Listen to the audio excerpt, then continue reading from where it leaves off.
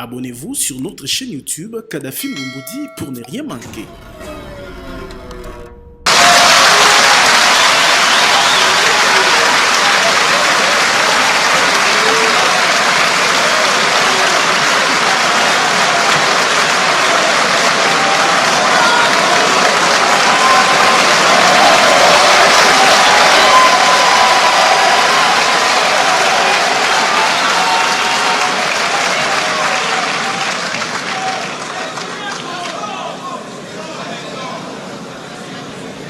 Excellences, Monsieur le Président de la République, chef de l'État et magistrat suprême, Excellences, Madame la Première ministre, honorable Président de l'Assemblée nationale, honorable Président du Sénat, Excellences, Messieurs et Dames ambassadeurs et chefs de mission diplomatique, Monsieur le Président de la Cour constitutionnelle et président du Conseil supérieur de la magistrature, honorables députés, honorables sénateurs, mesdames et messieurs les membres du gouvernement, distingués invités en vos titres et qualités respectifs. Qu'il me soit permis, Excellence Monsieur le Président de la République, magistrat suprême, de vous exprimer toute ma gratitude. Gratitude à cause de ma nomination en qualité de ministre d'État, ministre de la Justice et garde des Sceaux de la République démocratique du Congo.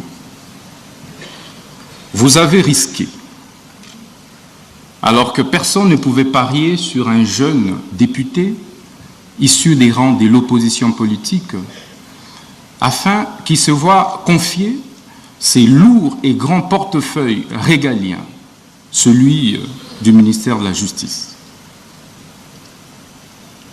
5 mois après, Excellence Monsieur le Président de la République, je pense que votre choix fait plus que jamais l'unanimité. L'unanimité par l'adhésion populaire que les différentes actions et initiatives du ministre, votre ministre de la Justice, requièrent dans l'opinion. Excellence, Monsieur le Président de la République, permettez-moi également de vous rendre hommage pour votre sens élevé de patriotisme. C'est une première dans notre histoire politique que d'avoir un chef de l'État, un président de la République, qui affronte de manière aussi viscérale un ennemi, M. Paul Kagame, qui a tant endeuillé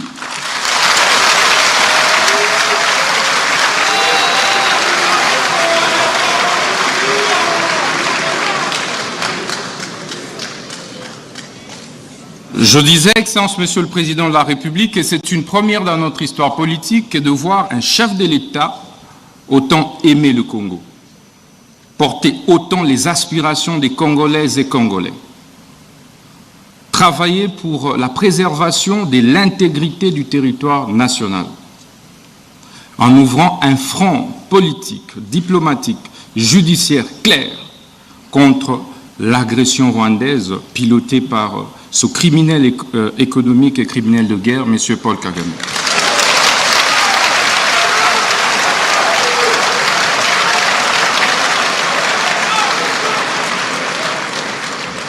Excellence, Monsieur le Président de la République, je puis vous rassurer que vous n'êtes plus seul sur le front judiciaire. Je suis là à vos côtés et je ne ménagerai aucun effort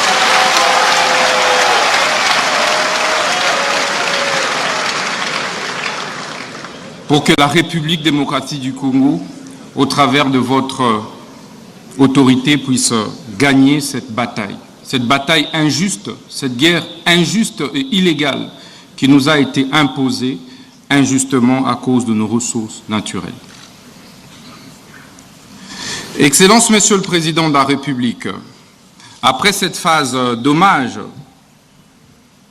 permettez-moi de rappeler également votre dévouement pour l'instauration de l'état de droit, véritable état de droit, depuis votre avènement à la tête de notre pays. Et cet état de droit passe indubitablement par une justice juste et équitable. Mais Excellence, Monsieur le Président de la République, c'est quoi alors la justice ?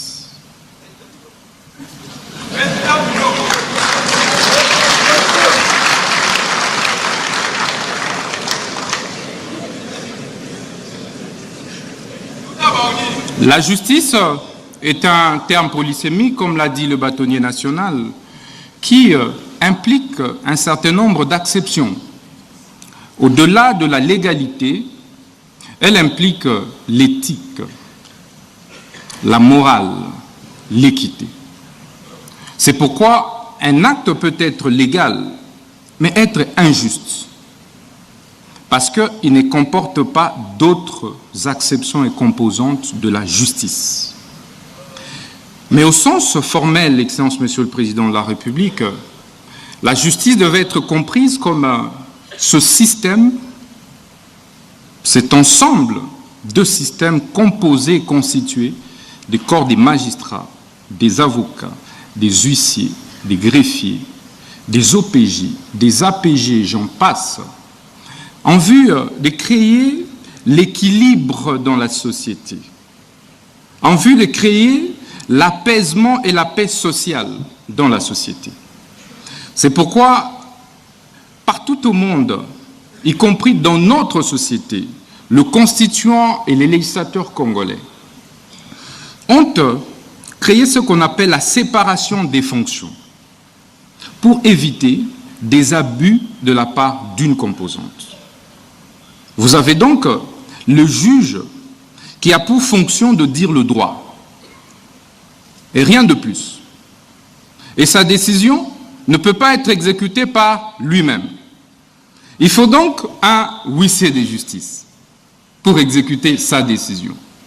C'est pourquoi un magistrat debout ne peut pas lui-même exécuter son propre mandat. Il faut donc un APJ, il faut donc un IPJ pour exécuter son propre mandat. C'est pourquoi il faut des greffiers pour pouvoir apposer des formules exécutoires sur des décisions des justices et poser d'autres actes extrajudiciaires. Excellence, Monsieur le Président de la République, c'est toutes ces composantes qui constituent ce qu'on appelle justice. Parce qu'en réalité, sans une composante, le système est défaillant. Si aujourd'hui les avocats décident de ne plus prester, la justice sera handicapée. Si les greffiers font la même chose, la justice sera handicapée. Si les magistrats grèvent, ça va être la même chose. Donc la justice, c'est un corps, c'est comme un corps humain, où chaque membrane joue un rôle essentiel. C'est pourquoi la conviction qui est la mienne, Excellence, Monsieur le Président de la République, est que c'est tout ça qui forme en réalité le pouvoir judiciaire. Mais comment créer l'équilibre ?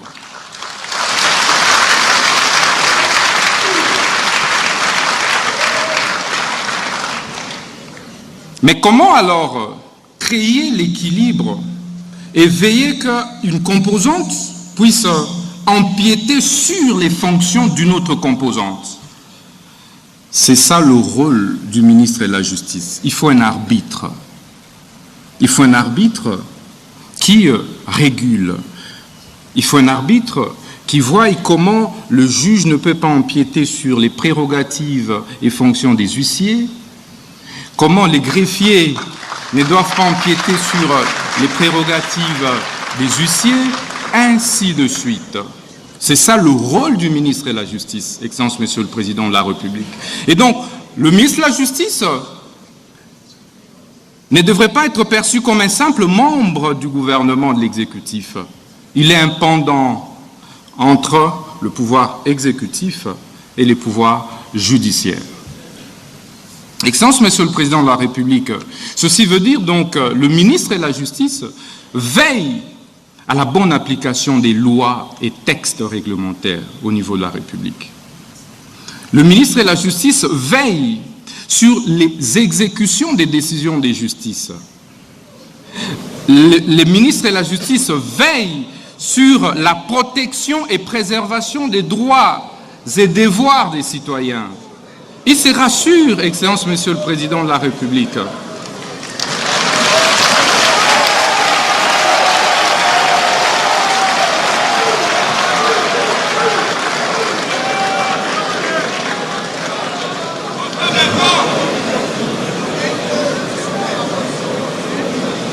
Je disais donc que le ministre de la Justice veille à la sauvegarde, à la préservation des droits et libertés fondamentaux des citoyens. C'est donc le protecteur des faibles. C'est donc le protecteur des démunis, de ceux qui pensent que la justice est réservée à une certaine classe, à une certaine catégorie. C'est cela aussi le rôle du ministre de la Justice. Excellence, Monsieur le Président de la République, chef de l'État et magistrat suprême, qu'en est-il de la justice en RDC?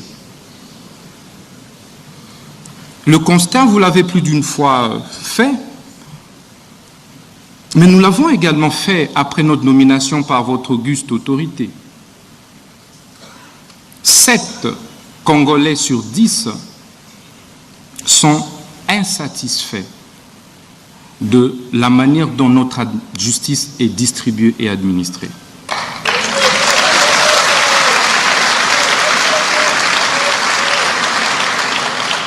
Sept Congolais et Congolais sur 10 ne se retrouvent pas dans la justice telle que distribuée et administrée aujourd'hui en République démocratique du Congo. D'où les différents jérémiades, les différentes plaintes, parfois les différentes tensions sociales observées au sein de notre société.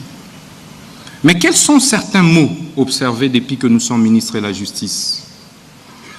Vous avez, Excellence, Monsieur le Président de la République, des spoliations des biens, des publics comme des privés, des maisons des paisibles citoyens, parfois qui sont spoliées de manière injuste et illégale.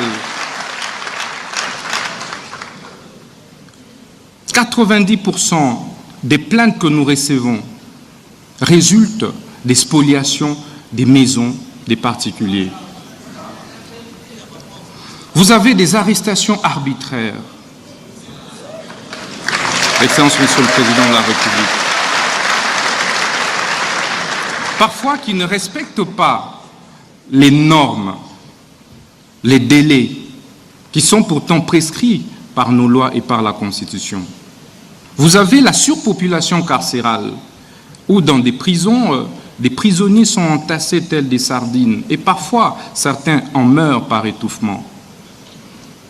Vous avez, Excellence, Monsieur le Président de la République, des saisies intempestives des comptes et des avoirs, aussi bien des sociétés privées que publiques, et même des services publics. Vous avez, Excellence, Monsieur le Président de la République, également des mauvaises conditions de vie et de travail des différents acteurs de la justice. Lorsque les magistrats tombent malades, il est obligé parfois de fournir beaucoup d'efforts pour se faire soigner.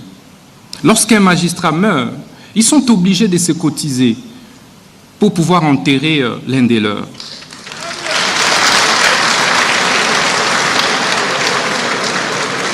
Il n'y a pas de prime de brousse, d'où la plupart des magistrats et juges préfèrent se concentrer ici à Kinshasa et refusent d'aller à l'intérieur du pays. Et donc, dans la plupart des juridictions à l'intérieur du pays, il n'y a pas de juges.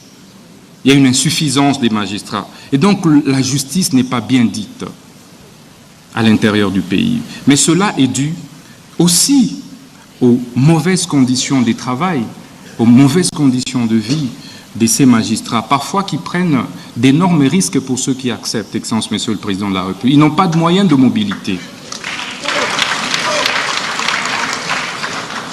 C'est tout ça qui fait que notre justice soit malade. C'est tous ces mots compilés. Mais que faire pour pouvoir en guérir, Excellence, Monsieur le Président de la République? Mais il faut discuter, il faut un cadre pour échanger. Il faut se regarder dans les yeux. Pourquoi? Parce que seule la justice élève une nation. Je dis, Excellence, Monsieur le Président de la République, la justice est la colonne vertébrale d'un État. Ça devrait être le premier pilier de l'action gouvernementale, quels que soient les efforts que l'on puisse fournir dans les secteurs de l'économie, dans les secteurs des finances, quelles que soient les réformes que l'on puisse opérer, tant que la justice est malade, rien ne marchera, Excellence, Monsieur le Président de la République.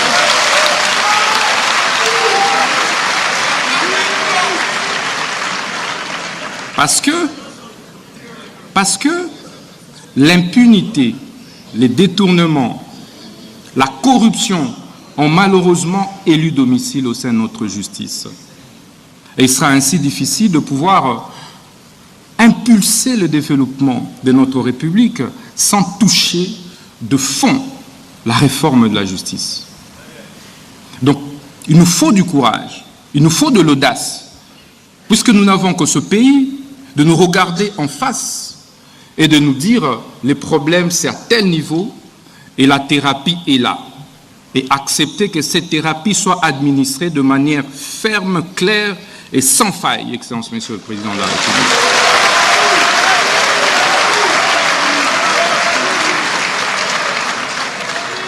D'où l'importance de problématiser ces mots, de les problématiser au travers de ces assises, les États généraux de la justice.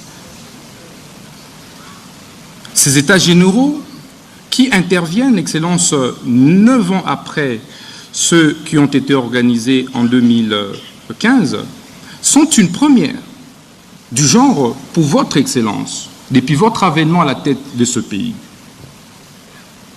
C'est donc un moment particulier pour que nous puissions ensemble, de manière concertée et en synergie, faire les diagnostics réels des maux qui rongent notre justice, faire l'autopsie de notre justice, afin de pouvoir en proposer de manière claire une thérapie de choc qui pourra faire mal, Excellence, Monsieur le Président de la République. Mais comme vous le savez, lorsque un citoyen, un compatriote est malade et que vous lui administrez plutôt du lait, il ne va pas en guérir. Il faut donc lui administrer la quinine. Il faut...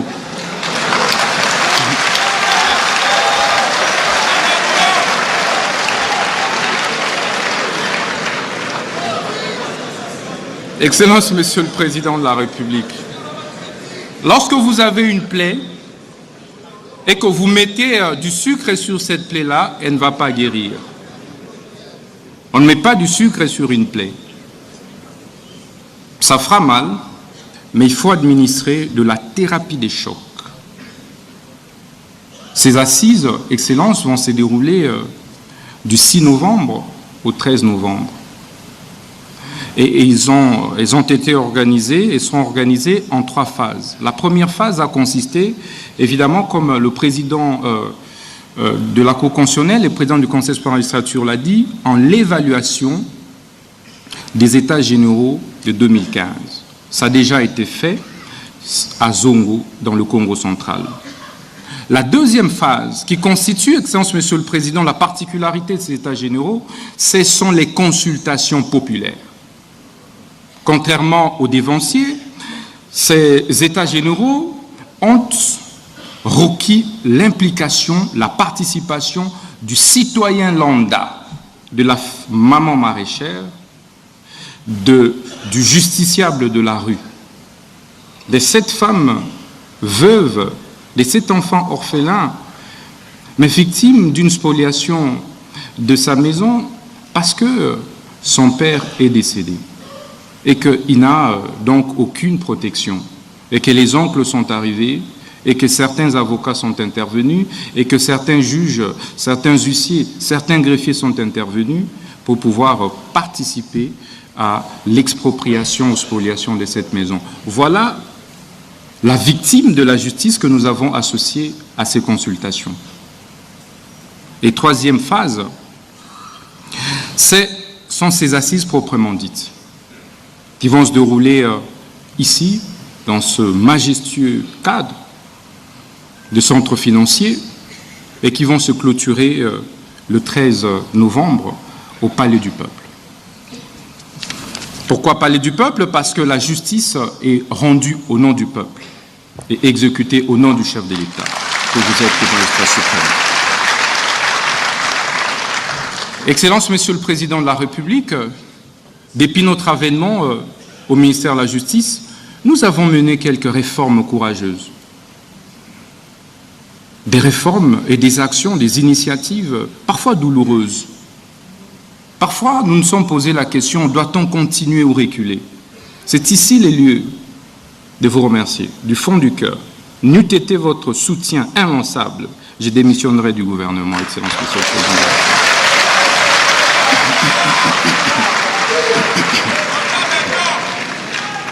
La première réforme courageuse, c'était l'insaisissabilité des biens des entreprises publiques, services publics, établissements publics. Aujourd'hui, le taux des saisies exécutions contre nos entreprises publiques a sensiblement baissé et nous avons réussi à sauvegarder les biens et fonds des entreprises, services et établissements publics.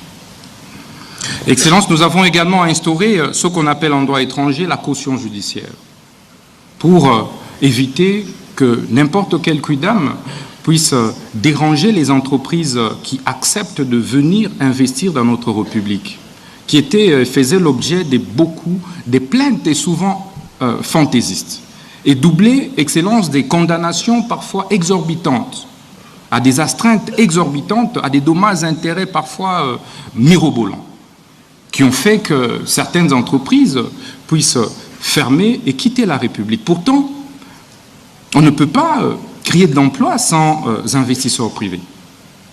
Et donc, ça a été notre devoir, sous votre impulsion et vos instructions, de pouvoir réformer sur ce plan-là. Nous avons également procédé à la bancarisation de tous les frais de justice, qui est un processus. C'est difficile parce que c'est une réforme. Mais au bout de compte, nous allons y arriver. En si peu de temps, là où nous avons réussi à bancariser, Excellence, Monsieur le Président, nous avons décuplé les recettes qui relèvent du ministère de la Justice. Nous avons également, Excellence, sous votre impulsion, amorcé des actions de désengorgement. Des désengorgements de nos maisons carcérales, de nos prisons. Ça a été difficile. Aujourd'hui, Excellence, la prison de Makala, qui constitue une épine, en fait, pour le gouvernement, votre gouvernement, ne constitue plus un problème comme avant. Parce que nous avons, grâce à votre impulsion, pris des décisions et des mesures courageuses, celles de désengorger. Aujourd'hui, il n'y a plus de morts dans la prison de Makala par étouffement, Excellence, Monsieur le Président de la République.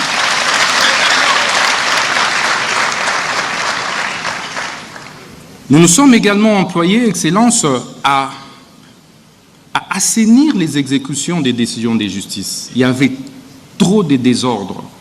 On se réveille un bon matin, c'est un non-agent de justice qui allait exécuter une fausse décision de justice qu'on imputait au juge, et parfois pour rien. Étant donné qu'il n'existe pas de système de certification efficace des décisions de justice et même d'actes officiels jusqu'ici en République démocratique du Congo, nous avons eu affaire à beaucoup de décisions parfois falsifiées, à l'insu des juges. Parfois, on mettait des noms des juges déjà décédés.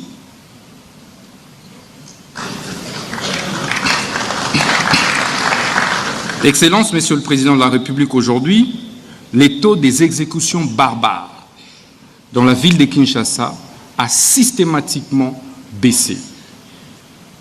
Que ce soit au niveau des banques, que ce soit au niveau des particuliers. On ne se réveille plus un bon matin et on a un particulier qui va ravir la parcelle d'autrui. Excellence, vous pouvez vérifier, ça n'existe plus aujourd'hui à Kinshasa.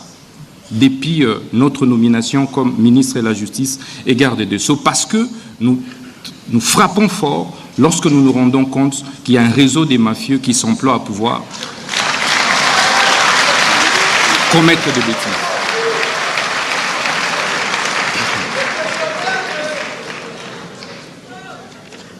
Excellence, Monsieur le Président de la République, ce n'était qu'à titre indicatif. Nous avons mener des réformes aussi bien au niveau des services des cultes et associations, comme vous avez suivi. Aujourd'hui, nous avons supprimé l'F92 et nous accordons des personnalités juridiques aux églises et nous avons instauré les systèmes d'identification de tous les pasteurs. C'est en cours pour pouvoir, Excellence, Monsieur le Président de la République,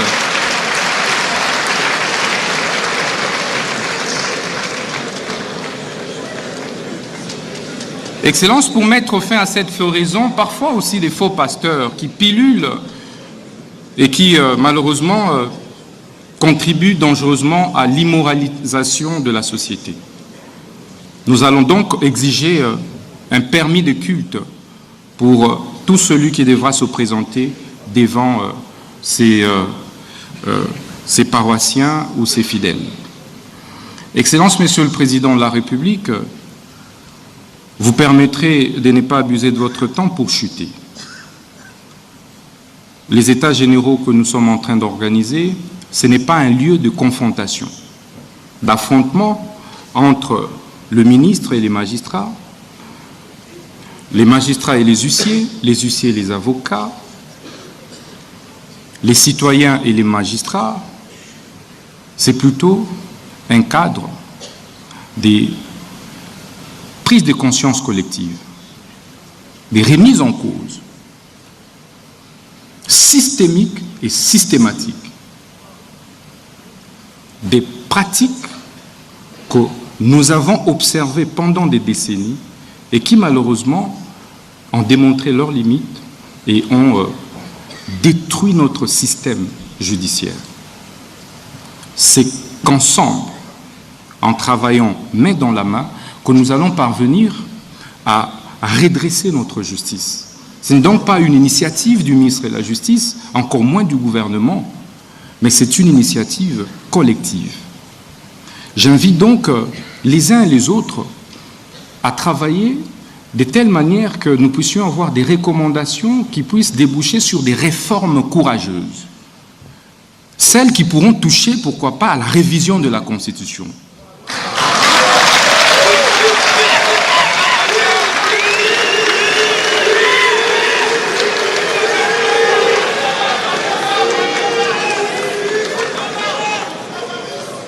Parce que, Excellence, Monsieur le Président de la République, comme disait Rouvillois, les constitutions ne sont pas des tentes dressées pour le sommeil. Tout comme les lois, elles sont appelées à s'adapter aux réalités de la société. Nous mettrons donc en place un comité de suivi et d'évaluation des recommandations de ces États généraux. J'ai dit et je vous remercie.